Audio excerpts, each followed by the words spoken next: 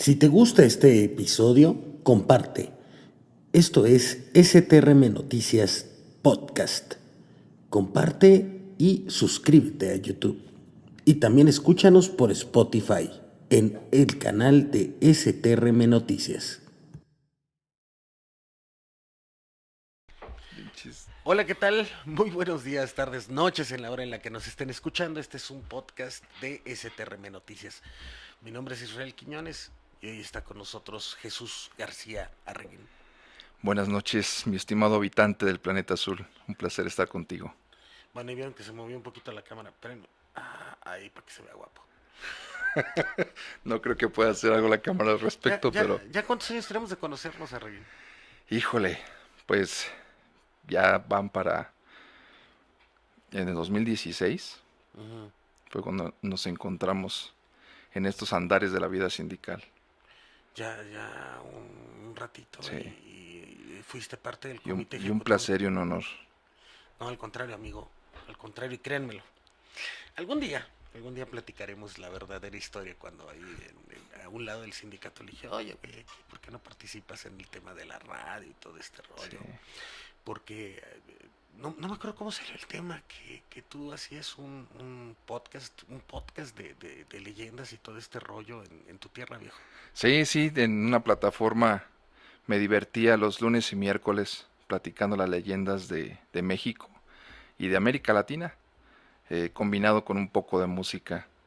Pero pues sí, eso me dediqué casi 2 años. Lamentablemente la plataforma borró todos los, los programas, pero tendremos que repetirlos.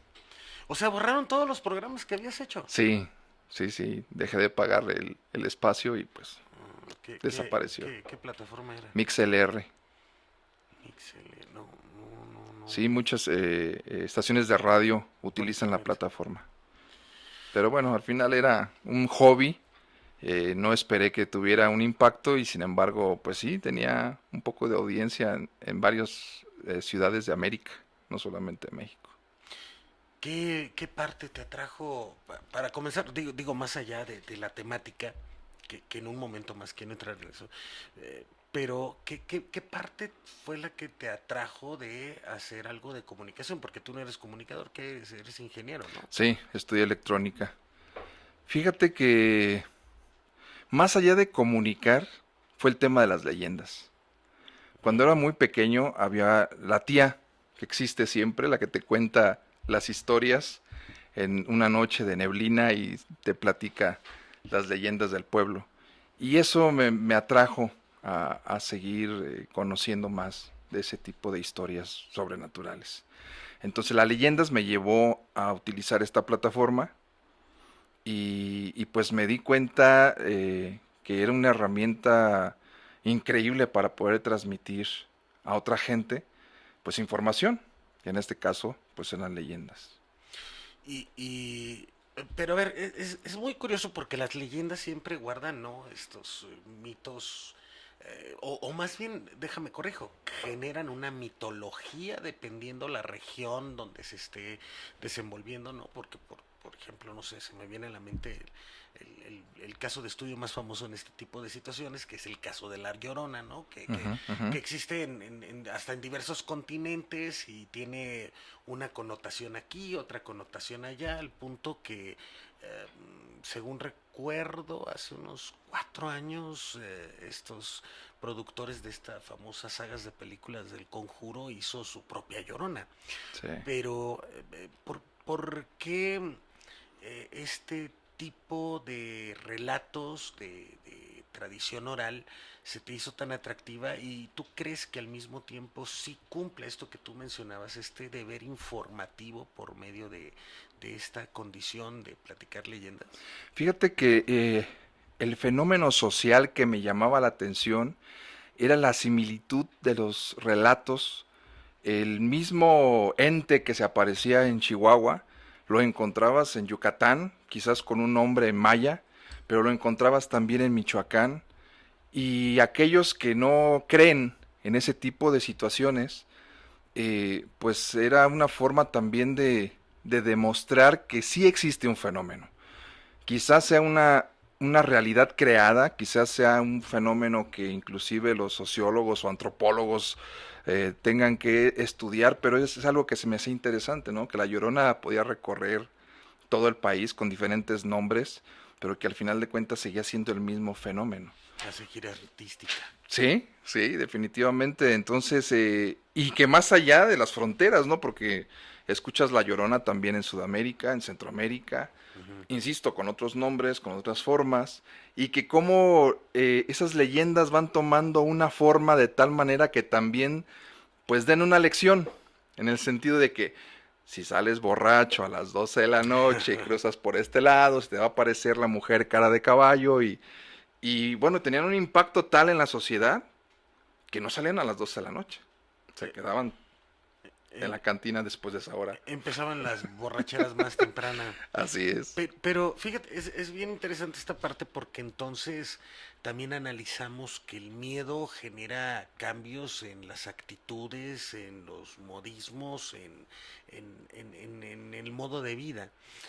¿Por qué te atrae el miedo desde la perspectiva de ser parte de la historia de las mismas de las mismas ciudades, de las mismas personas? ¿Por qué el miedo?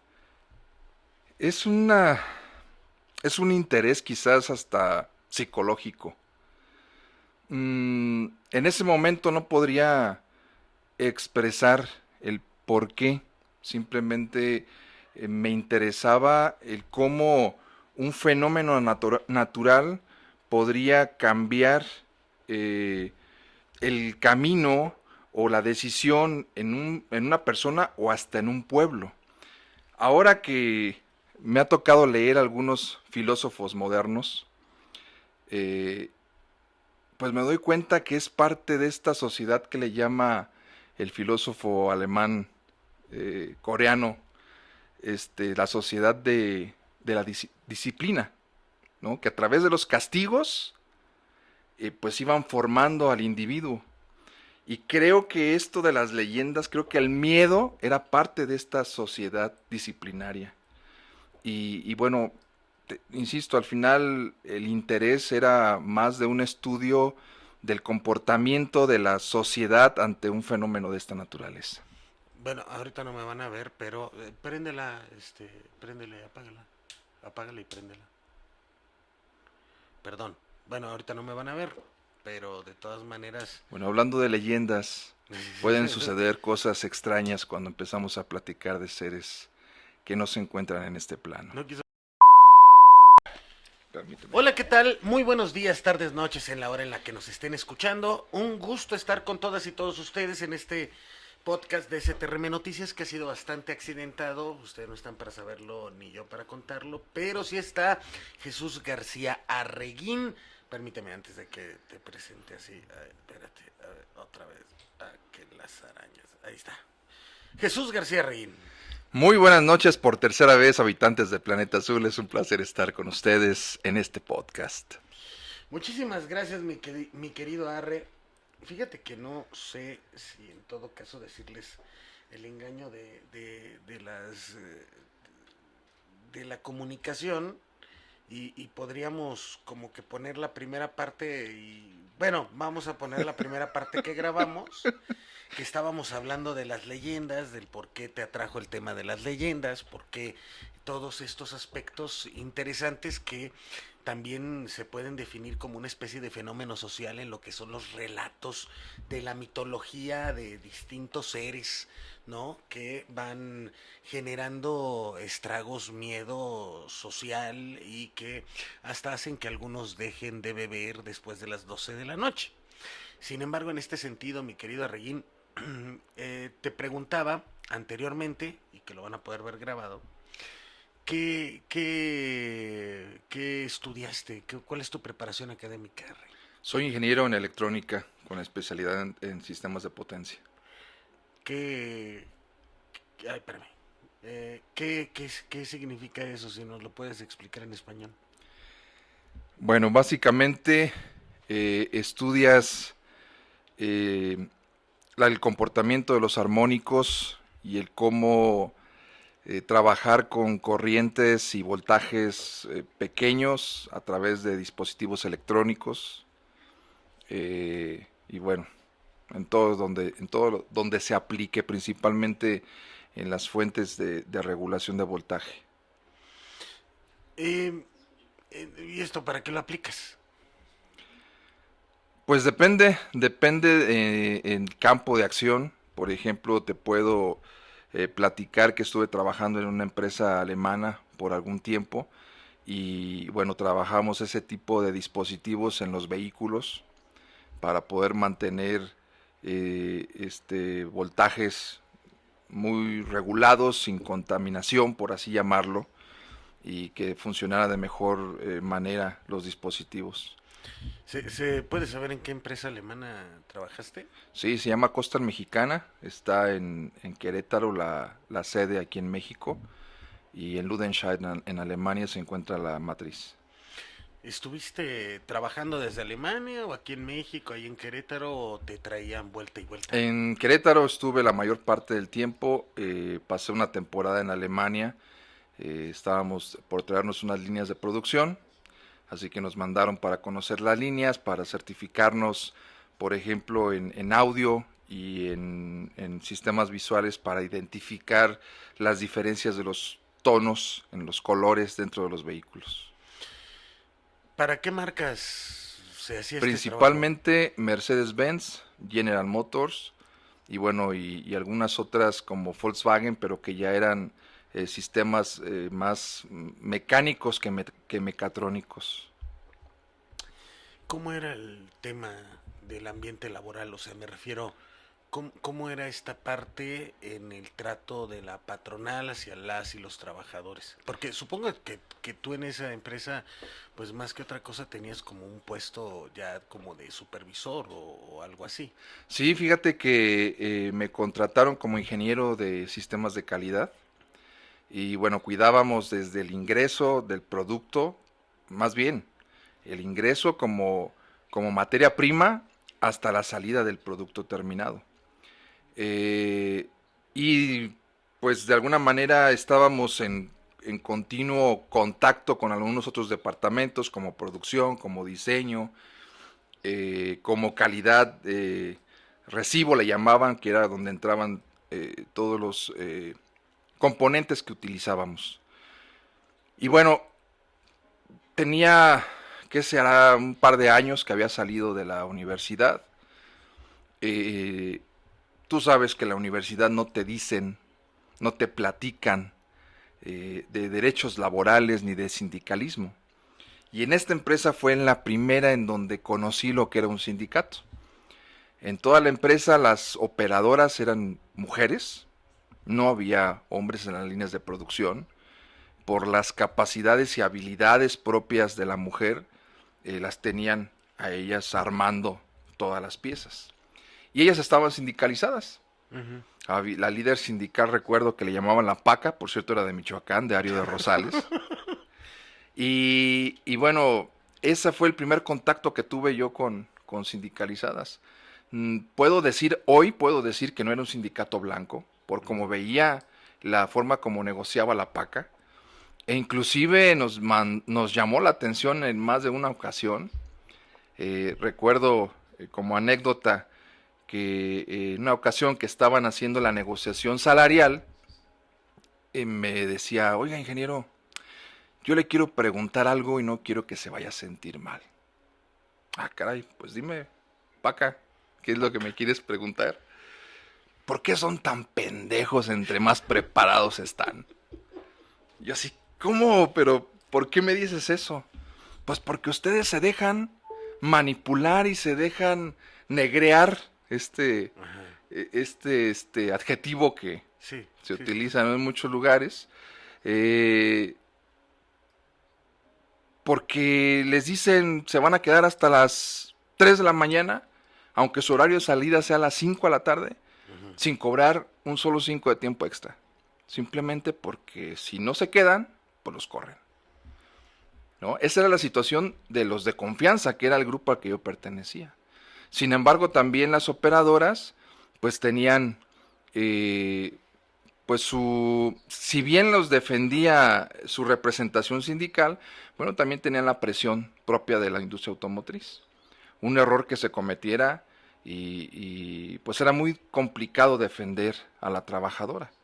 Aunque existían sistemas llamados Pocayoke, que permiten de alguna manera que el ensamble no sea más que de una sola forma, que Ujú. no haya equivocación, pues siempre mientras el error humano siempre va a estar presente, ¿no?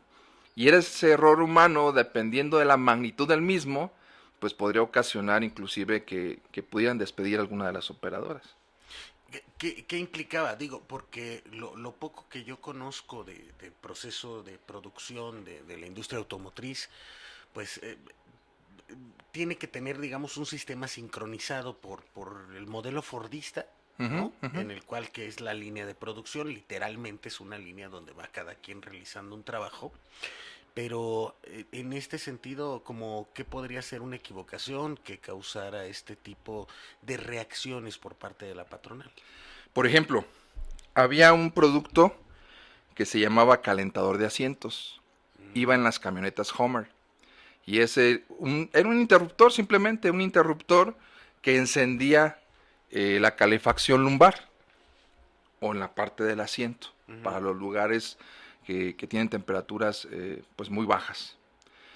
Si ese dispositivo no se ensamblaba de manera correcta, o que si tuviera alguna rebaba, algún excedente de plástico, la propia tecla del dispositivo, Ujú. podría quedarse activado a tal grado que se registraron incendios por fallas en el sistema de calentamiento, ¿no? Entonces, digo, ahorita, pues yo te comento algo que puede suceder, pero existe pues todo un dispositivo, ¿no? De juego de resistencias, controles electrónicos, mecánicos, pero si ese ensamble no se hace de manera correcta, pues puede generar un problema de estos. Ahora, a veces el problema se da ya cuando han vendido el vehículo. Y en el caso de Estados Unidos, una Homer que se incendia por una falla de uno de los proveedores Ujú. puede ocasionar la quiebra de una empresa. ¿Qué es lo que se hacían? Pues parar la producción es cuando mandan llamar a todos los vehículos construidos en tal fecha, en tal lote, Ya. para volverlos a revisar o cambiar los dispositivos que tienen la afectación. Entonces sí es un problema grave dependiendo del error que se cometa. Entonces por eso también se busca tener estos dispositivos antifallas en las estaciones más sensibles del proceso de producción.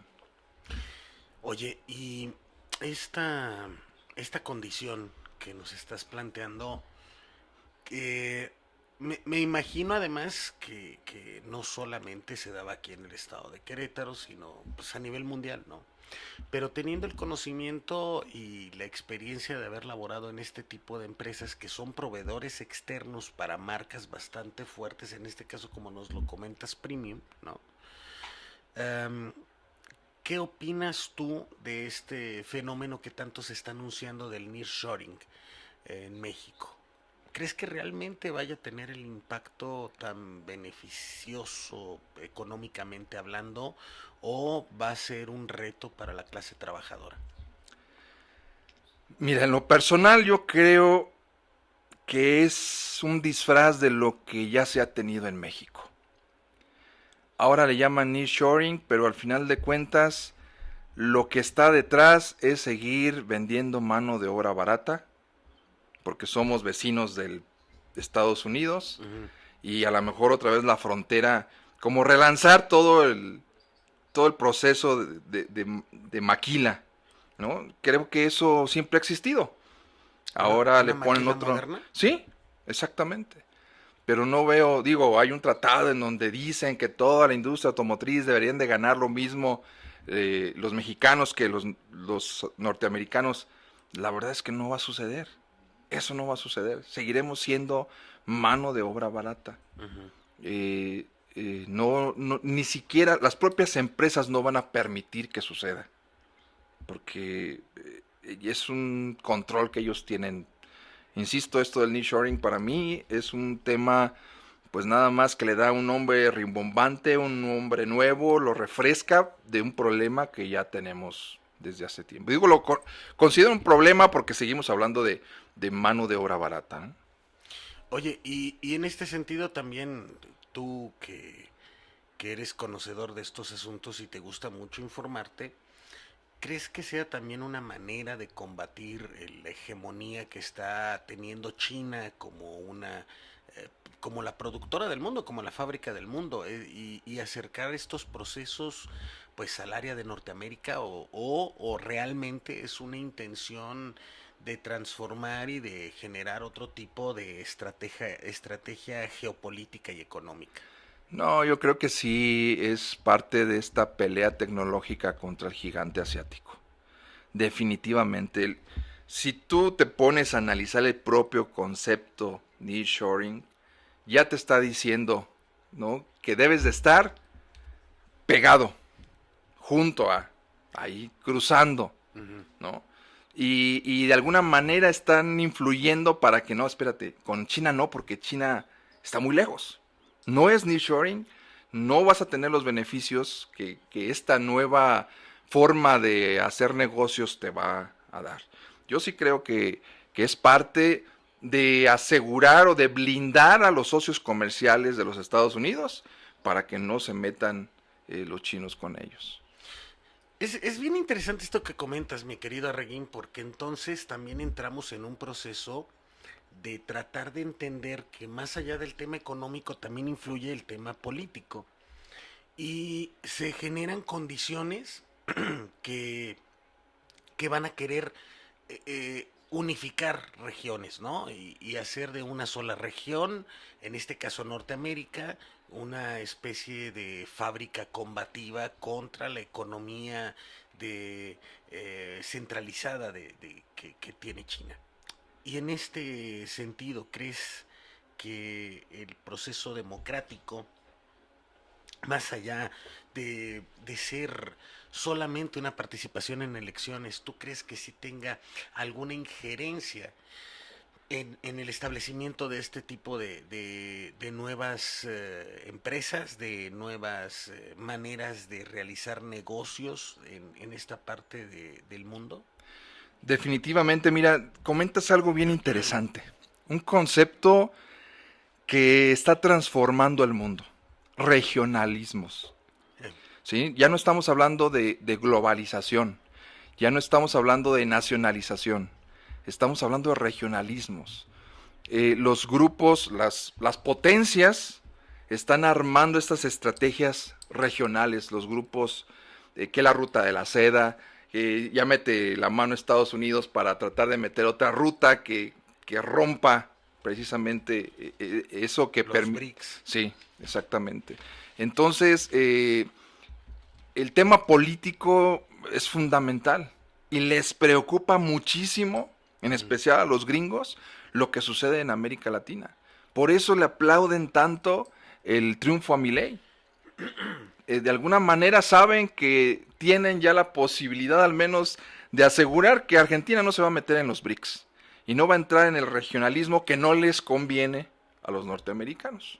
En el caso de México, pues este dicho de que pobre México tan lejos de Dios y tan cerca de Estados Unidos, pues nos va a seguir por siempre. Ujú. Y creo que los que lleguen a ser, o en este caso, si es presidenta, pues va a tener que ser muy astuta y trabajar de tal forma que mantenga las relaciones con Estados Unidos, que no podemos negar que son necesarias, Ujú. pero también no cerrar las puertas a potencias como China o como Rusia o como India, que al final de cuentas pues están presentes, Ujú. ¿no? Y conociendo la historia de México, pues no podemos tampoco caer solamente de un bando. Pero insisto, sí le preocupa muchísimo a Estados Unidos el tipo de gobierno que esté quedando en cada uno de los países y en especial de México, seguramente va a estar muy atento. Y si no le ponen el pie a, por ejemplo, en este caso a la doctora Sheinbaum, considerando que si el día de hoy fueran las elecciones, de acuerdo a las encuestas, ella quedaría como presidenta, es porque seguramente ya han tenido algunos acercamientos que puedan tener la garantía de que no van a perder a México como uno de sus principales socios comerciales. Acabas de mencionar algo también bien interesante, mi querido Reguín, el tema de Milei. Javier Milei, que en otro podcast ya lo platicamos, que lo hemos platicado en distintos espacios, ¿no? Porque creo que para muchas y para muchos fue un tema de shock, ¿no? Ujú. Es terapia de shock, un tipo con la estridencia con la cual se maneja. Y hablando en el tema de las leyendas, también me gustaría preguntarte en un momentito más, toda esta simbología, ¿no? Que maneja de león, ¿no? Que a mí me llama mucho la atención, tiene una connotación y denotación completa y absolutamente religiosa, pero bueno, es otro aspecto. A mí lo que me llama la atención es esto de este famoso grito de campaña de viva la libertad, carajo. ¿Tú crees eh, que Argentina va a tener con este personaje un verdadero punto del encuentro con la libertad o es un truco publicitario de esta adaptabilidad que tiene el neoliberalismo, sobre todo en regiones como lo que es Latinoamérica? Y en ese sentido, ¿cómo ves la posibilidad de los trabajadores de los sindicatos argentinos y si esto no se puede extender, ¿no? Hacia esta parte más norteña de América Latina? Mira, el caso de Milei yo creo que es un tema para un análisis profundo del que debemos de aprender todos los países. Estamos viviendo en una época en la cual las redes sociales forman una herramienta fundamental para que los políticos logren sus intereses.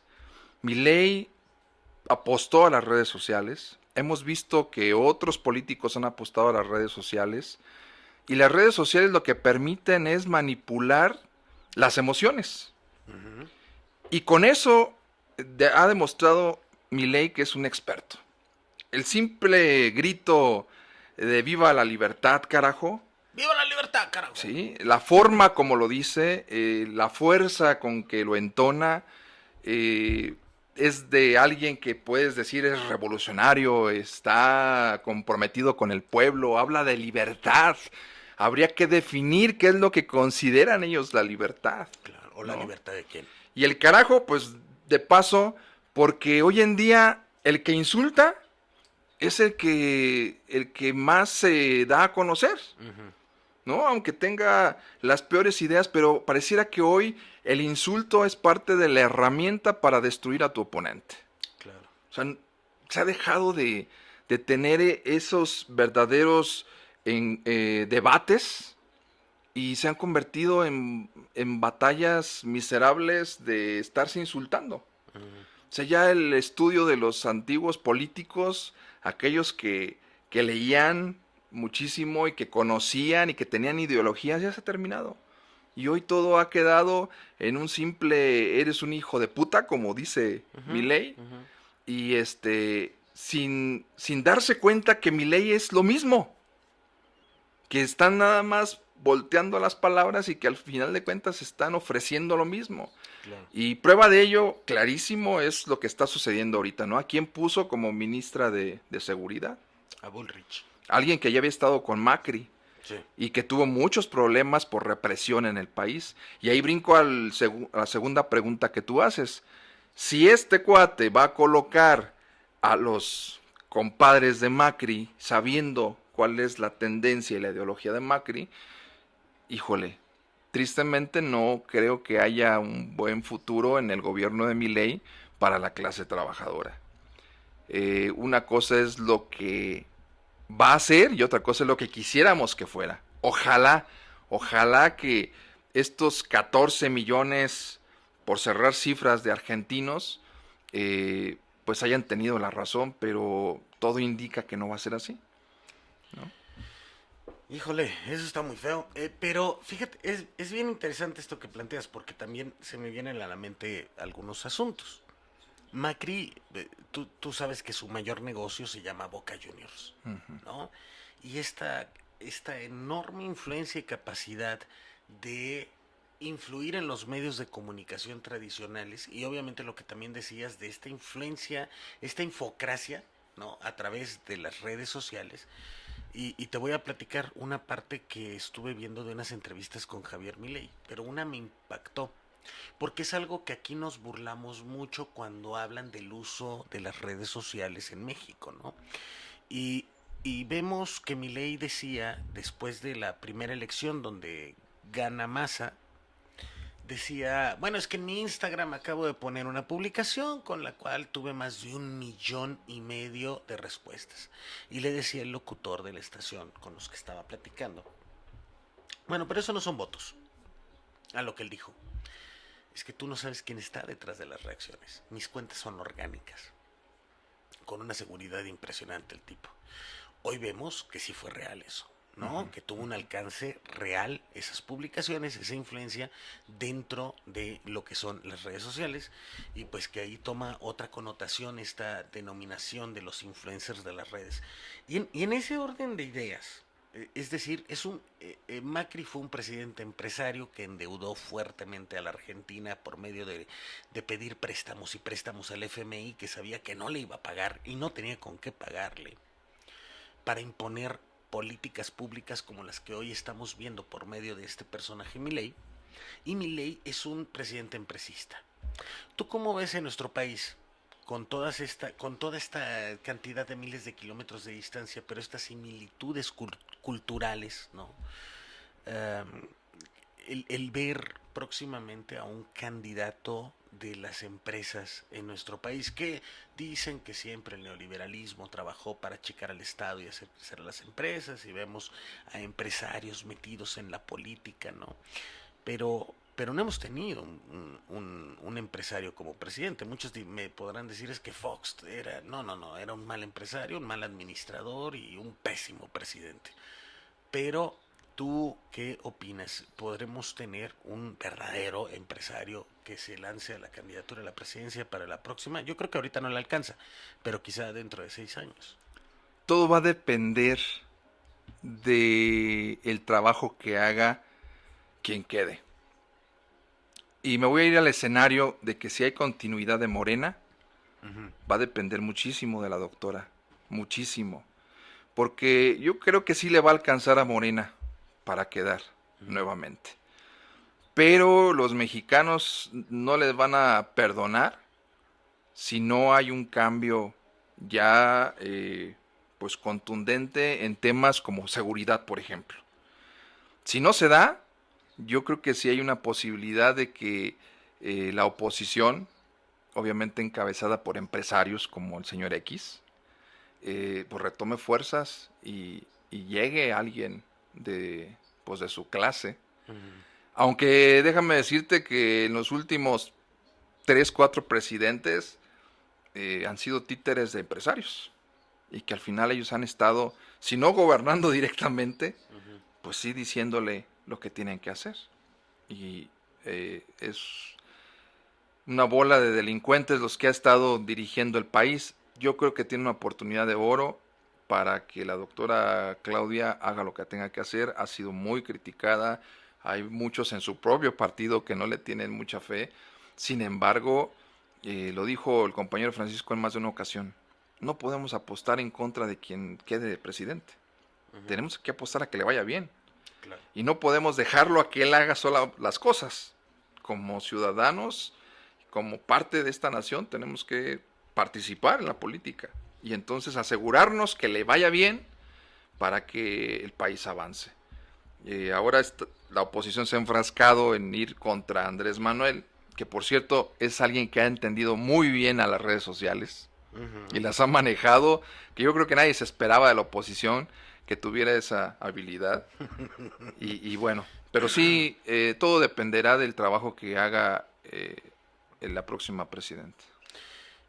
¿Tú crees eh, que ha cambiado México a partir de la llegada de Andrés Manuel? Yo escuchaba a- al compañero Hernández Juárez, al secretario general del sindicato de telefonistas, decir en más de una ocasión, y no solo al inicio, sino años después, ¿no?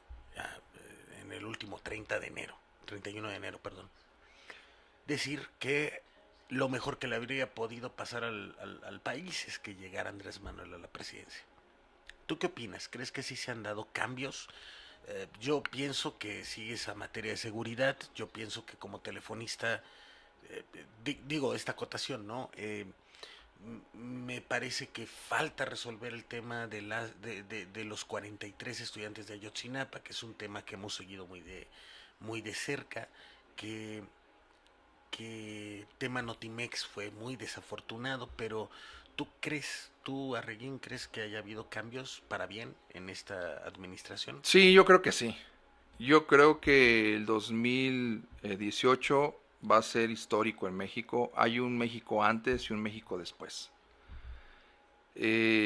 Andrés Manuel Morena llegó a romper la monotonía, a romper inclusive este estatus de conformidad que tenían ya algunos poderosos de estar seguros que ellos iban a continuar sangrando al país, ¿no? Yo creo que sí hay un antes y un después. Definitivamente, y como todos los gobiernos, hay muchas cosas que se tienen que corregir. Claro, digo, yo podría decirte que yo no estoy de acuerdo que ella ha hecho borrón y cuenta nueva en muchos aspectos, ¿no? Para eliminar de tajo la corrupción, pues a veces perjudicó hasta los que no tenía que hacer. Pero a lo mejor desde su visión era necesario para volver a reconstruir y ya reconstruir blindando de esos corruptos. Y prueba de que las cosas sí sufrieron un cambio positivo, pues es la oposición que se tiene. ¿Quiénes son ahora los grandes opositores? Pues los empresarios, ¿no?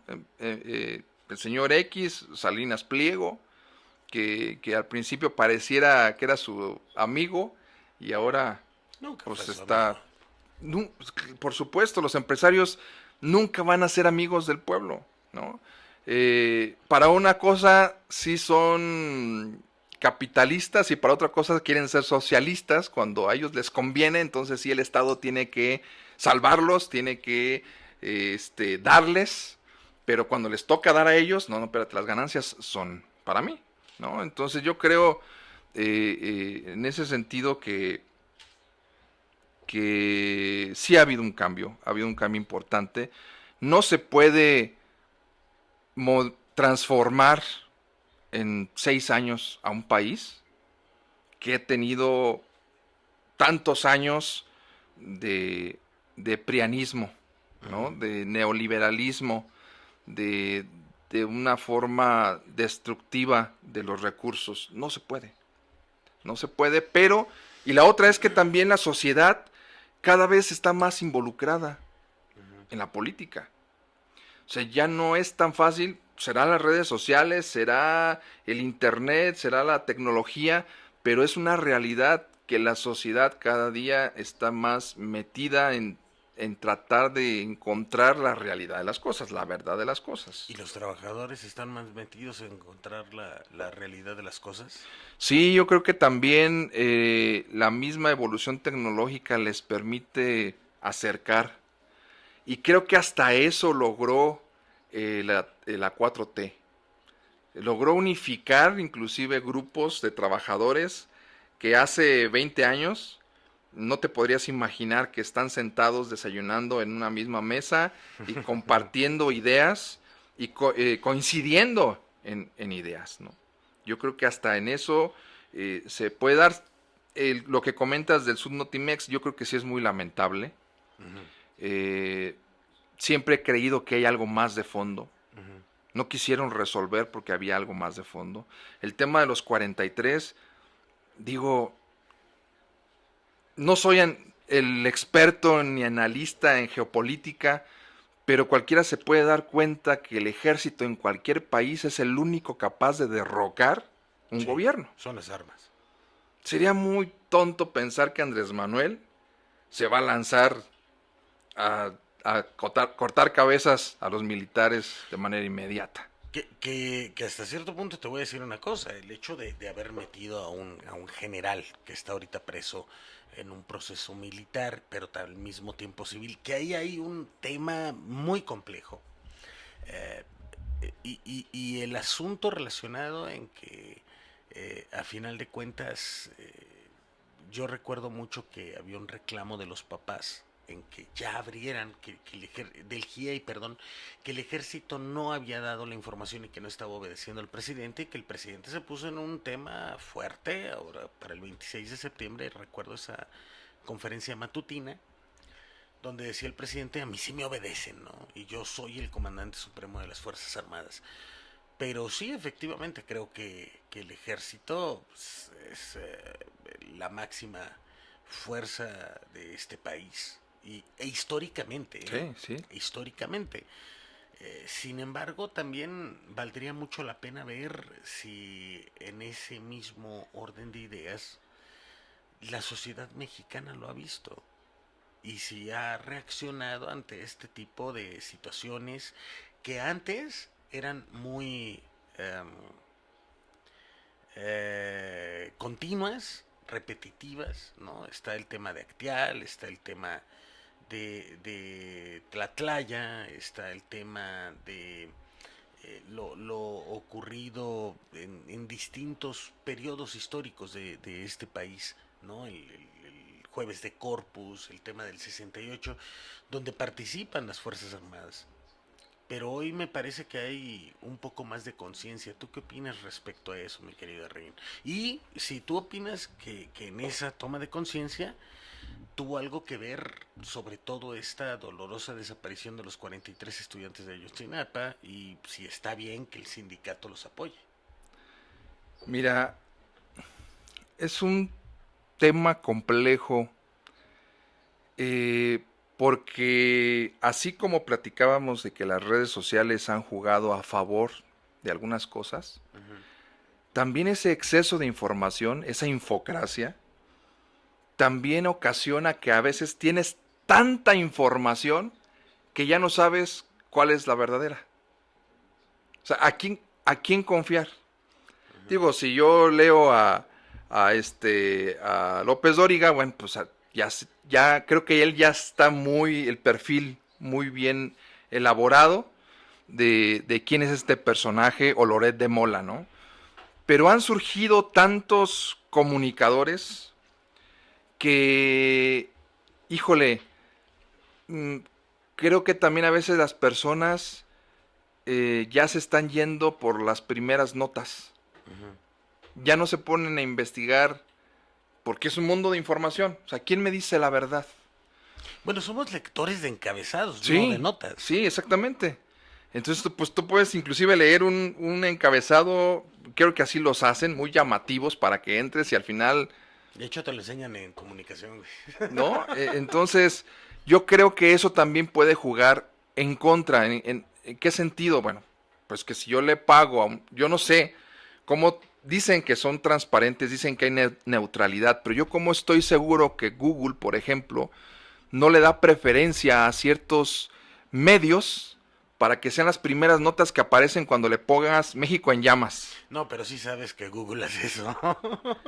Entonces ahí, pues yo, lector, agarro, sí, le pregunto a Google, no, sí, México está en llamas por López Obrador. Y ya me la creo, ¿sí? Aunque la realidad no sea esa. Oye, entonces, ¿tú crees que sí hay un proceso de low, ¿cómo carajo se llama? Se me fue el nombre.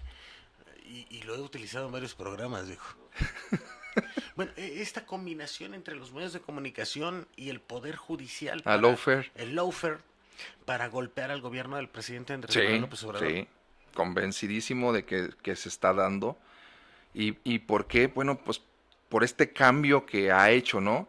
Que ha quitado verdaderos privilegios a funcionarios públicos, a organismos que no deberían existir y que los pusieron ahí para mantener el control del gobierno que esté. ¿Y el control para quién? Pues para beneficio de los empresarios. Entonces sí, definitivamente tenemos un sistema judicial podrido. Yo estoy convencido que se tiene que reformar.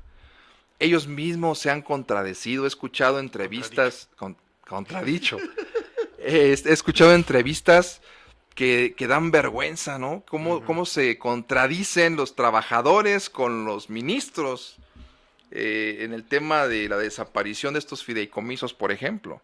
Claro. que no saben, no, o sea, no tienen ni idea de lo que está proponiendo el presidente y de lo que ellos están tratando de defender. Ujú. Entonces sí hay un golpeteo, una Fuerte. guerra de baja intensidad, pero con, con mucha, con mucho poder.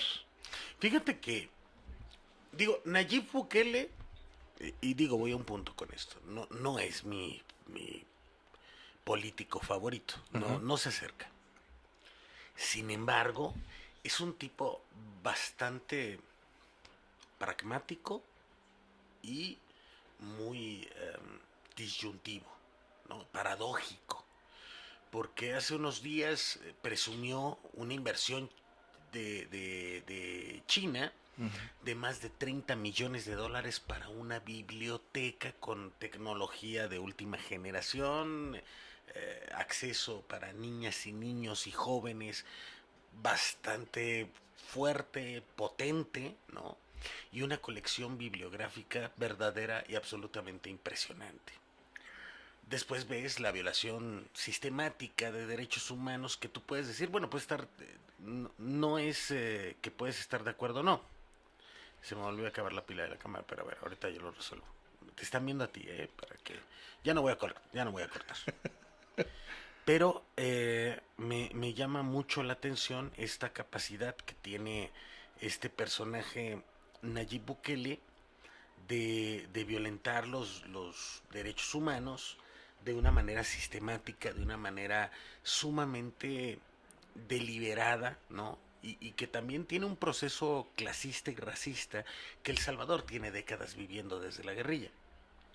Pero también es importante un discurso que dio hace pocos días. Dice que un personaje de una transnacional se le acercó y le dijo, oiga presidente, si usted va a comenzar con esta cacería de las pandillas, hay que tener cuidado, ¿no? Porque lo que va a provocar es una afectación muy dura a la economía, porque si usted está hablando de 70 mil de 70 mil pandilleros, pues estos compran ropa, estos se dedican también a comprar comida y dependen de ellos 70 mil familias. Entonces va a golpear al PIB. Pero asegura Bukele que durante 2021, 2022 y 2023 no solo no cayó el PIB de El Salvador, sino que subió.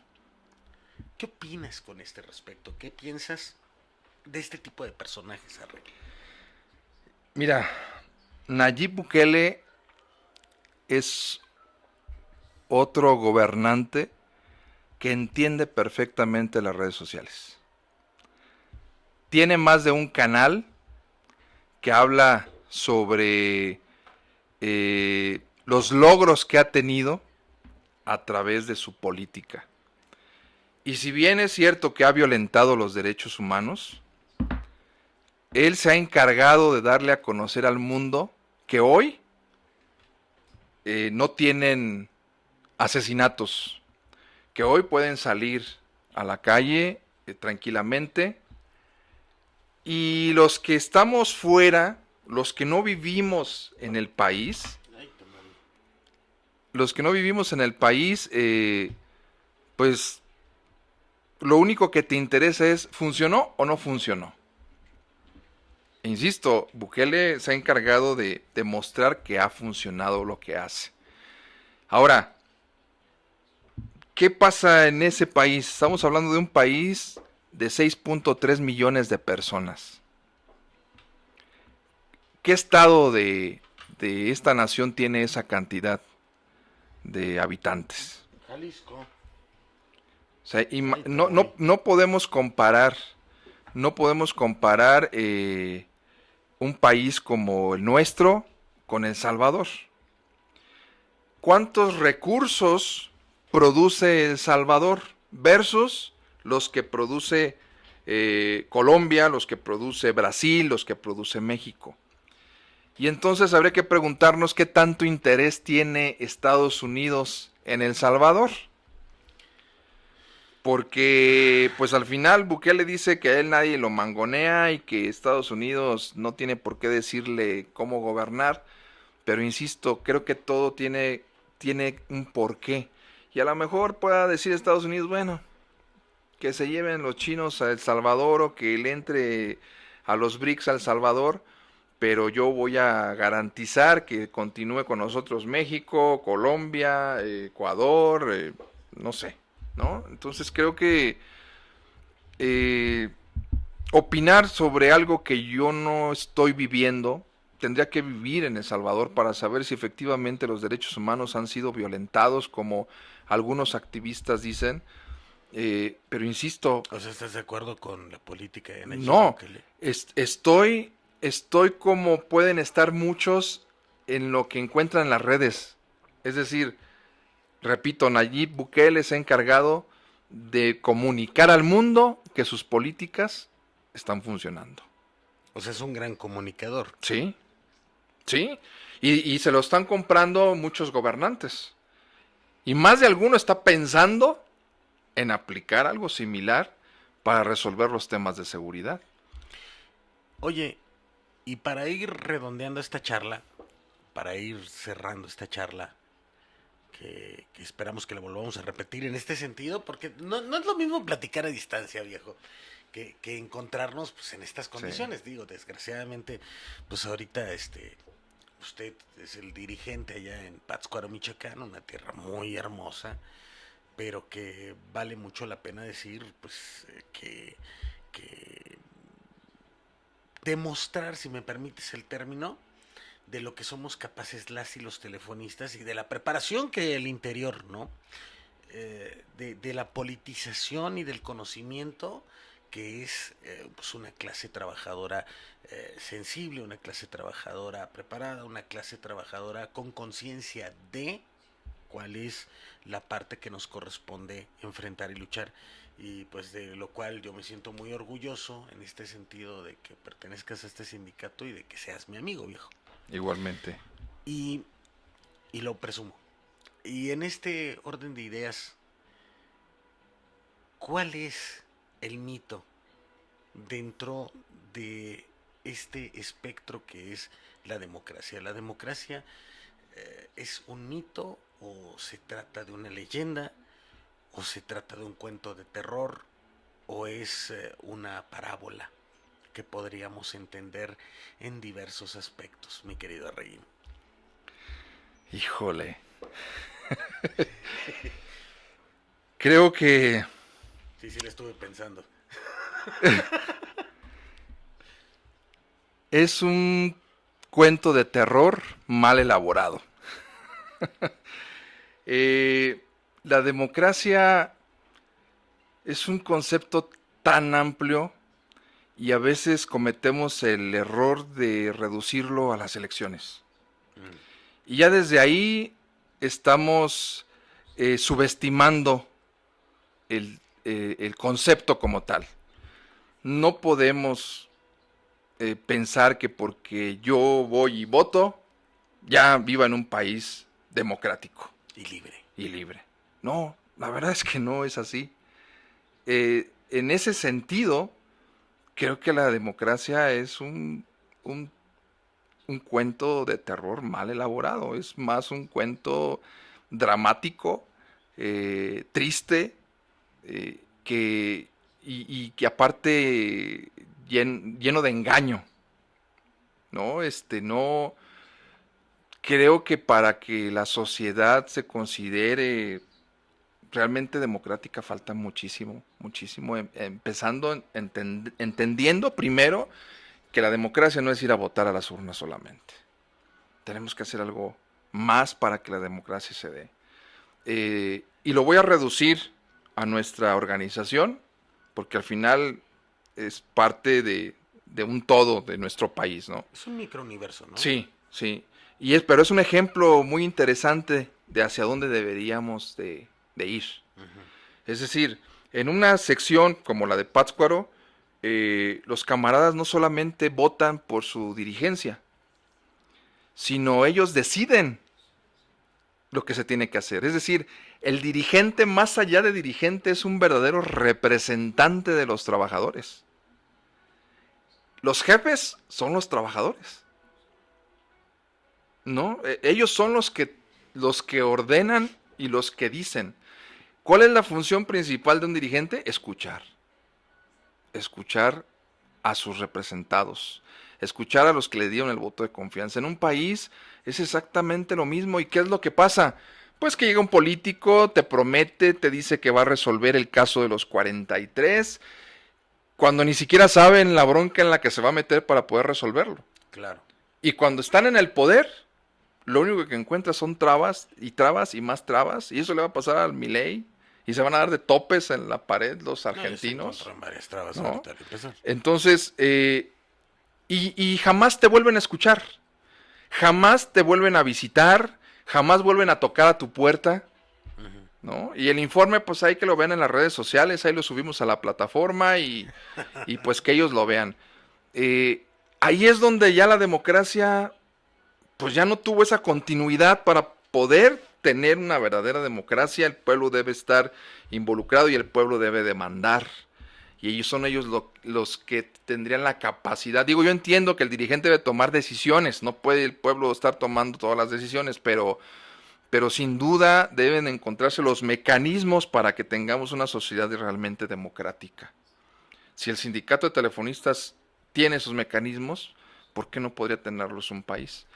México es muy extenso, estamos hablando de 130 millones por redondear, 130 millones de mexicanos, no es pequeño, No. es complicado, geográficamente también lo es, pero se tiene que hacer. De otra manera, esta nación no va a poder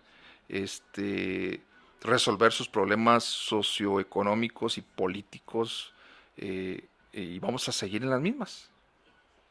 Mi querido Reguín, muchísimas gracias. Y gracias a todas y todos ustedes. Cuídense mucho, compartan estos espacios y nos estamos leyendo, oyendo y viendo.